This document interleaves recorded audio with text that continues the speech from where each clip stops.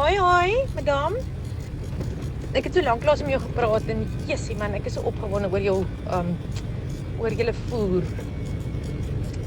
Ek is nou weer, kyk, niks maak vir my meer gelukkig as om daar verby te ry en daai land te sien groei en om dan te sien op hierdie punt waar julle hom sny en dan stres ek saam met julle vir die droogproses. En dan is ek saam met julle dankbaar as julle hom weggery het. So ja, ek boer so saam met jou sonder dat jy dit weet, maar julle goed is so mooi vir jaar. Ja, ek is baie trots op julle.